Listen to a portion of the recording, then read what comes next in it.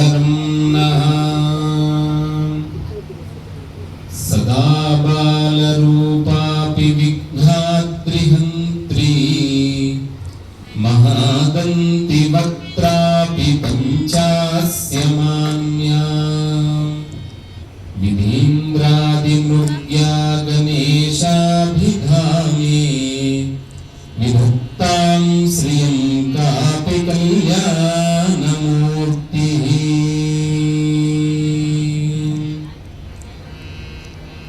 रामाय रामभद्राय रामचन्द्राय वेधसे रघुनाथाय नाथाय सीताया पतये नमः। नमः कोदण्डहस्ताय सन्धीकृतशराय च दण्डिताखिलदैत्याय रामाय पन्निवारिणे सन्नद्धकवची खड्गे चापपानधरो युवा तिष्ठन् ममाक्रतो नित्यं रामः पातु सलक्ष्मणः। శ్రీ రామభద్రాయ నమః। రామభద్రో విజయతేతరం। పరమ పవిత్రమైనటువంటి అధిక మాసంలో లక్ష మోదక మహాగణాధిపతి హవన కార్యక్రమాన్ని మహాయాగాన్ని శ్రీ సంతోషి మాత దేవాలయంలో హస్తినాపూర్ పేరు కూడా హస్తి అంతా కూడా గజముతోనే కూడుకున్నటువంటి విశేషమైనటువంటి నామము. అలాంటి హస్తినాపూర్లో భాగ్యనగరంలో జరగడము మనందరి భాగ్యం.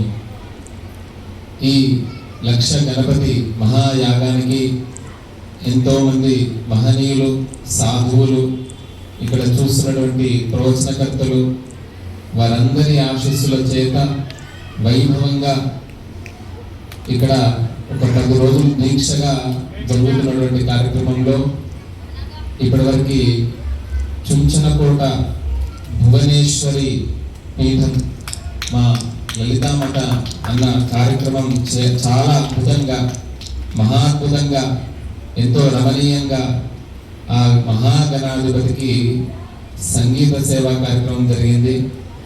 ఎక్కువసేపు మాట్లాడా, ఎందుకంటే రోజు కూడా తప్పకుండా ఇక్కడికి రావడం జరుగుతుంది. ఒక 10 నిమిషాల్లో తదుపరి వారి కీర్తనల్ని మనం విందాం.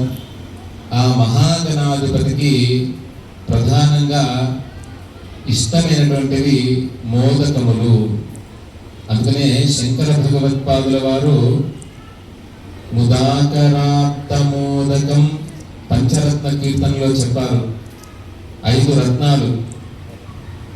6వది ఫలశ్రుతి. ముదాకరాప్త మోదకం సదా విముక్తి సాధకం కళాధరావతంసకం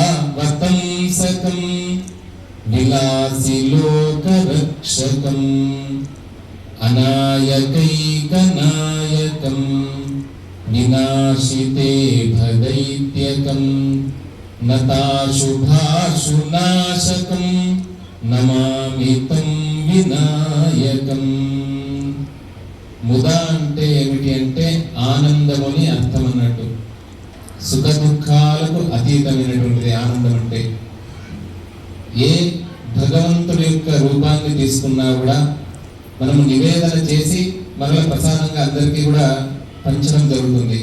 కానీ ఒక గణపతి చేతిలో మాత్రమే ఆ ప్రసాదాన్ని ఉంచడం జరుగుతుంది. ముదా కర, కర అంటే చేతు, ఆత్త అంటే ఉంచడం. ముదాకరాత్త మోదకం సదా విముక్తి సాధకం. అందుకనే గణపతి అధర్వణ శీర్షంలో కూడా యో మోదక సహస్రేణ యజతి సవాంఛిత ఫలమవాప్నోతి.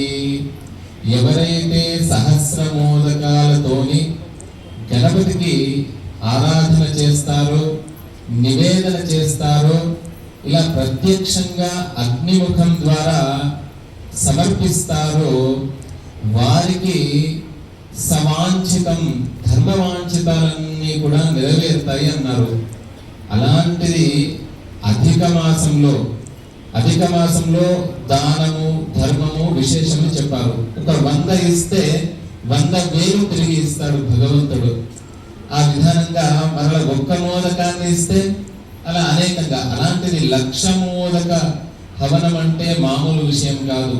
భాగ్యనగరంలో ఇంత విధి విధానంగా ఇక్కడ ఉన్నటువంటి వారు కూడా సామాన్యులు కాదు, అందరూ ఋగ్వేద పండితులు ఘనాంగం పూర్తి చేసుకొని ఆరాధన చేస్తున్నారు. అలాంటి వేదమూర్తుల చేత జరుగుతున్నది. వాళ్ళని కూడా కీర్తించారు మనకు. మొట్టమొదటగా వారి దర్శనం ఈ అధిక మాసంలో, అలాంటి మహనీయుల యొక్క దర్శనం ఎంత భాగ్యం అండి. ఇక్కడ మా మాధవన్న వారు నిజంగానే ఈ దేవాలయం విశిష్టత కూడా నేను తప్పకుండా తెలుపుతాను. ఈ శ్లోకానికి అర్థం చెప్పిన తర్వాత ఈ దేవాలయ విశిష్టత చాలా గొప్పనైనటువంటిది. అలాంటి ఈ అధిక మాసంలో ఒక్క మోదకాన్ని సమర్పిస్తే అనేక ఫలితం. అలాంటి 1,00,000 మోదకాలని స్వామికి సమర్పిస్తున్నారంట. అలాంటి మోదకాలు, మోదక ప్రియుడు మహాగణాధిపతి. ముదాకరాత్త మోదకం సదా విముక్తి సాధకం కళాధరావతంసకం. కళాధర అవతంసకం అంటే, అవతంసకము అంటే ఆభరణం అని అర్థమన్నట్టు. కళాధరుడు అంటే ఎవరు? చంద్రుడు. 16 మనకు షోడశ కళా ప్రపూర్ణుడు అని అంటుంటాం కదా. మహాగణాధిపతికి, అదే విధంగా పాండురంగ స్వామి వారికి కూడా చంద్రబింబాన్ని మనం దర్శిస్తుంటాం. అలా తక్కువ అన్నట్టు. అలాంటి ఆ చంద్రుడి యొక్క ఆ రేఖను ఏదైతే ఉందో దాన్ని కూడా నిత్య అని అంటారు అన్నట్టు. అమావాస్య రోజు ఉండేటువంటి ఆ రూపాన్ని ధరించి ఉంటారంట. అలా సన్నని చంద్రరేఖను ధరించి ఉంటారంట. అలాంటి ఆభరణాన్ని కలిగి ఉంటాడు స్వామి. కళాధరావతంసకం విలాసి లోకరక్షకం. విలాసవంతమైనటువంటిది లోకంలో. అలాంటి స్వామి మనందరినీ కూడా రక్షిస్తుంటాడు. అనాయకైకనాయకం. నాకు ఎవరూ లేరు. కొన్ని సంసార సాగరంలో, సంసార జీవనంలో మాతా పిత అన్ని కూడా, గురువు సఖ అన్ని కూడా భగవంతుడే అంటుంటాం మనము. అలాంటి ఏక పరమాత్మ అయినటువంటి ఆయనను ఆరాధిస్తే, అనే రూపాన్ని దర్శిస్తే అనాయకైక ఏకరూపం, అనాయకైక నాయకం వినాశితే భదైత్యకం. ఇభ అంటే ఏనుగు అన్నట్టు, గజము అని అర్థం అన్నట్టు. అంటే మనకు శివపార్వతుల శివుడు గజాసురుణ్ణి సంహరించాడు అనేటువంటి ఒక వృత్తాంతం ఉంటే మన పురాణాల్లో కూడా పూర్వమే, అంటే గణపతి ఇప్పటిటువంటి వాడు కాదు. మనకు లలితా సహస్రనామంలో చెప్పిన విధానంగా కామేశ్వర ముఖాలోక కల్పిత శ్రీ గణేశ్వర. ఆ విఘ్న యంత్రాన్ని భేదించడానికి కామేశ్వరుణ్ణి, ఆ అమ్మవారు కామేశ్వర ముఖాలోక, ఆలోకము ఆశాంతము అలా దర్శించగానే అలా మహాగణేశ నిర్భిన్న విఘ్నయంత్ర ప్రహర్షిత. అలా వేదకాలం నుండి ఉన్నటువంటి స్వామి గణపతికి ఒక అచింత్యమైనటువంటి రూపం అంట. ఆయనను ఇప్పుడు ఒక్కొక్క యుగంలో ఒక్కొక్క విధానంగా మనం ఆరాధించుతాం. యుగ యుగాల నుండి కూడా ఉన్నాడు. బ్రహ్మదేవుడు సృష్టికి ముందు కూడా, సృష్టి చేసే సమయంలో కూడా అనేక విఘ్నాలు జరుగుతూ ఉంటే ఆ బ్రహ్మదేవుడు కూడా తపస్సు చేశారంట ఓంకార స్వరూపాన్ని. అది మాఘ బహుళ చతుర్థి, అందుకనే సంకష్టహార చతుర్థి అని ఆరాధన చేస్తుంటారు. అలాంటి వేదం ద్వారా తెలియజేయబడతాడు ఆ మహాగణాధిపతి. అలాంటి ఇభవక్త్ర వినాశితే భదైత్యకం నతాశుభ ముదాకరాత్త మోదకం సదా విముక్తి సాధకం కళాధరావతంసకం విలాసి లోకరక్షకం అనాయకైకనాయకం వినాశితే భదైత్యకం నతాశుభాశునాశకం. చూడండి ఎంత అద్భుతమైనటువంటి రూపాన్ని పెట్టారు. మా మాధవన్న ముఖ పుస్తకంలో చూస్తుంటే అంత దూరం నుండి వినాయక చవితి దర్శిస్తాం, కానీ అధిక మాసంలో అధికమైనటువంటి ఫలం అన్నట్టు ఆ స్వామి వారిని ఒక అద్భుతమైనటువంటి రూపంగా ఇక్కడ ప్రతిష్ఠించారు. పురుషోత్తముడుగా, పురుషోత్తమ మాసం విష్ణువుకి, శివుడికి, హరిహరులకు ప్రీతికరమైనటువంటి స్వామి. అలా నతాశుభాషు నాశకం అంటే ఇప్పుడు అంటే ఆయన అశుభాన్ని తొలగిస్తాడంట. ఎప్పుడో కాదు, ఇప్పుడు స్మరించినంత మాత్రము చేత ఎప్పుడో 3 నెలలకు 3 సంవత్సరాలకు కాదంట.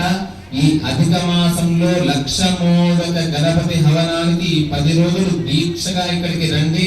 ఆయనను స్వామిని ఆరాధించండి, ఆ స్వామిని దర్శించండి. ఆశు అంటే కదా శీఘ్రంగా, నతాశుభాషు నాశకం, వెంటనే శీఘ్ర ఫలితాన్ని ఇస్తారంట. కలియుగంలో కలవు కపి వినాయక అని అన్నారు. నతాశుభాషు నాశకం, అశుభాన్ని తొలగించి మన లక్ష్మీ నివాసాలలో ఏ ఏ ధర్మవాంఛితాలు ఉన్నాయో, వివాహము, సంతానము, ఎవరికైనా గృహము, వాహనాన్ని కూడా ప్రసాదిస్తారంట. అలా సకల ధర్మ కార్యాలను ప్రసాదించేటువంటి స్వామి. నతాశుభాషు నాశకం నమామి తం వినాయకం. ఎప్పుడు కూడా నమస్కారం సమయంలో చతుర్థి విభక్తి వాడుతుంటాం. గణేశాయ నమః, కృష్ణాయ నమః, గోవిందాయ నమః. స్త్రీ లింగం అయితే ప్రకృత్యై నమః అని వస్తుంటది. ఇక్కడ ద్వితీయ విభక్తి వాడారు. ఎంత అద్భుతమైనటువంటిది. నమామి తం వినాయకం. గురు శబ్దానికి వచ్చేసరికి మరలా మారుతుంది చతుర్థిలో. ఇక్కడ కృష్ణం వందే జగద్గురుం ఎలా ఉందో వినాయకం ద్వితీయ ఏకవచనం. అలాంటి స్వామికి మేము నమస్సులు అర్పిస్తున్నాము అని అన్నట్టు. ఇంకొక శ్లోకం చెప్తానన్నా, ఎందుకంటే మరలా సమయం కూడా 9 అవుతుంది. మీరంతా కూడా తదుపరి కార్యక్రమానికి చేసుకోవాలి. అలాంటి స్వామివారు మనందరినీ కూడా అనుగ్రహించాలని చెప్తూ, నతేతరాతి భీకరం నవోదితార్క భాస్వరం. మా ఇక్కడ దేవాలయ వ్యవస్థాపకులు మామయ్య గారు అవుతారు, విఠల్ మహారాజ్ గారు, అందరు మహారాజ్ అంటుంటారు. నిజంగానే ఒక్కరి గురించి కాదండి, దేవాలయము లోకక్షేమం గురించి. మనము ఉత్తర భారతదేశానికి వెళ్ళి చూస్తుంటాం. సంతోషి మాత దేవాలయం అంటే ఉత్తర భారతదేశంలో ఉండొచ్చు, తమిళనాడులో కూడా ఉందని నేను విన్నాను. ఇప్పుడంతా కూడా గూగుల్లో సెర్చ్ చేస్తే తెలుస్తుంది కదా. భాగ్యనగరంలో ఇంత విశాలమైనటువంటి సంతోషాన్ని, అందరికి కావాల్సింది ఆనందమే కదా, అలాంటి అనుగ్రహాన్ని ప్రసాదించేటువంటి ఏకైక దేవాలయం సంతోషి మాత దేవాలయం మన భాగ్యనగరంలో ఇక్కడ ఉండడం భాగ్యం. నేను 1994లో స్థాపించిండ్రు అన్నారు. 95లో నేను ఇక్కడికి వచ్చానండి. ఎందుకంటే నేను మంత్రాలయం వేద పాఠశాల చూద్దాము అక్కడ. ఆ సందర్భంలో ఇక్కడ ఏమీ లేదండి. అక్కడ మెయిన్ రోడ్లో దిగి దాదాపు 2 కిలోమీటర్లు నడుచుకుంటూ మా అమ్మగారిని ఇక్కడ తీసుకుని వచ్చారు. ఆ చిన్న ఒకటే సంతోషి మాత అమ్మవారి విగ్రహం, దాని ఎదురుగా ఒక చిన్న రూమ్ లో వారు అనుష్ఠానం చేసుకుంటూ ఉన్నారు. అందరూ లలితామదయ మీకు చండీ అమ్మవారు అంటే మన భువనేశ్వరి వీటంలోనే చేస్తుంటారు. అందరు ఇప్పుడు చండీ అని కొత్తగా 20 సంవత్సరాల నుండి ప్రారంభించడము. కానీ చండీ మీరు చేసిన తర్వాత మా మామయ్య గారు వారు దాదాపు సహస్ర చండీ సింగిల్ గా ఒక్కరే పారాయణ చేశారు. దేవాలయానికి అంకితం అయ్యారండి. దేవాలయం నిర్మాణం చేశారు అని అంటే మరలా ఆ స్థానంలో దేవాలయం వస్తుంది. సూర్యుడు చంద్రుడు ఉన్నంత కాలం వారి వంశం చేయాల్సిందే. అలా లోకానికి ఇంట్లో దీపారాధన చేసి ఇంటి వరకు. ఇక్కడ దేవాలయం ఎప్పుడైతే వచ్చిందో ఈ ప్రాంగణం అంతా కూడా చాలా, అప్పుడు ఎంత ఉండదో తెలియదు కానీ ఇది మహత్తరమైనటువంటి ఒక హైటెక్ సిటీ ఎలా అయిందో ఇప్పుడు వస్తే గుర్తుపట్టలేకుండా ఉన్నాం. అంత అద్భుతంగా జరిగింది అంటే వారికి కూడా నేను శిరస్సు ఉంచి సాష్టాంగ ప్రణామాలు అర్పిస్తున్నాను. ఎందుకంటే సంధ్యావందనం అనేటువంటిది నేను ఇక్కడే నేర్చుకున్నాను. అలా సంధ్యావందనం చెప్పించి మంత్రాలయాన్ని తీసుకెళ్లి ఆ గురువు యొక్క అనుగ్రహాన్ని కల్పించారు. అంత గొప్పమైనటువంటి క్షేత్రం మన సంతోషి మాత దేవాలయం. మనందరి మధ్యలో మనమందరము కూడా ఇలాంటి భాగ్యాన్ని చూడడము, గోశాల ప్రాంగణంలో ఇలాంటి కార్యక్రమాన్ని చేసుకోవడం మన భాగ్యము.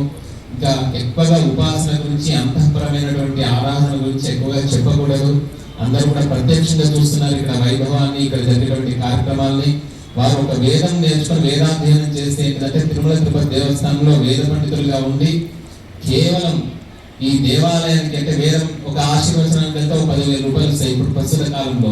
అన్ని వదిలిపెట్టేసి అమ్మవారికి అంకితమైనటువంటి ఆ కుటుంబానికి, అంటే కుటుంబానికి వారికి కూడా ఏంటంటే కుటుంబం వారి యొక్క సపోర్ట్ ఉంటేనే, అత్తయ్య గారు కానివ్వండి, వారి కుటుంబ సభ్యులు కానివ్వండి, అందరూ సపోర్ట్ ఉంటేనే ఇంత వైభవంగా జరుగుతుంది. ఇలాంటి క్షేత్రానికి, ఇలాంటి దేవాలయానికి మనం అందరము కూడా ఉండి ఈ 10 రోజుల కార్యక్రమంలో మనం ఒక్కరం కాదు, మనకు తెలిసిన వాళ్ళందరినీ కూడా కర్త, కారయిత, ప్రేరక, అనుమోదక, సుకృతేజ సమభాగిన అన్న విధానంగా మనం అందరం కూడా వచ్చి ఆ అమ్మవారి యొక్క కృపకు పాత్రమవడం. మిగతా 8 రోజులు 7 రోజులు ఉంది, తప్పకుండా నేను వస్తాను. నేను మాధవన్నకు మాట ఇచ్చాను, సాయంకాలం తప్పకుండా ఇక్కడ ఉంటానే, ఏదో ఒక 2 రోజులు తప్పించి తప్పకుండా ఇక్కడికి వచ్చి మనం ఈ క్షేత్ర వైభవాన్ని, అదేవిధంగా మహాగణాధిపతి వైభవాన్ని, మనం ఆ అనుగ్రహాన్ని పొంది చెప్పాం. వేదకాలం నుండి ఉన్నటువంటి స్వామి అందరికీ మహాగణాధిపతయే నమః అనేది ఏమి చేయము. కాబట్టి ఈ గణపతి అనుగ్రహంతో ఇప్పుడున్నటువంటి పరాభవము అనంటే అధర్మము యందు పరాభవము, ధర్మ మార్గంలో వెళ్ళేటువంటి వారికి విజయం జరగాలని మేము కూడా కోరుతూ అద్భుతమైనటువంటి కార్యక్రమంలో పాల్గొందాం. మా లలితామంత్రులకు అంతరాయం కలిగించినందుకు క్షమిద్దాం. ఎందుకంటే వారిని నేను ఈరోజు విందామని ప్రత్యేకంగా వచ్చాను, నేను మాట్లాడడానికి రాలేదు. అన్నయ్య మాట్లాడుకున్నారు కాబట్టి మాట్లాడాను. రాజా రామచంద్ర భగవానికి మా సంతోషంగా ప్రోగ్రాంలో ఉండే ఇక్కడ లేదా అది నాకు కొంతసేపు అయినా లేట్ అయిపోయింది. ఎందుకంటే ఇళ్ళపేట నుంచి రావడం వల్ల 3 గంటల టైం పట్టింది. మా శ్రీకాంత్ అన్నకు ఫోన్ చేయగానే వచ్చారు. వారు ఏ గ్రేడ్ ఆర్టిస్ట్ అండి. మా లలితావత్ అన్న గ్రేడ్ సీనియర్ ఉన్నాడు, చాలా సీనియర్.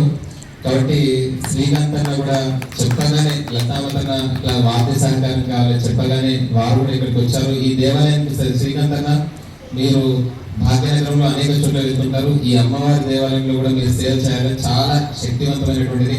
అదేవిధంగా సభాముఖంగా అడుగుతున్నాను, చుంచలకోటకు వచ్చి మీరు మన వాద్యకారులు ఎవరైతే ఉన్నారో అక్కడ కూడా సేవ చేయాలని మేము సభాముఖంగా ప్రార్థిస్తున్నాను.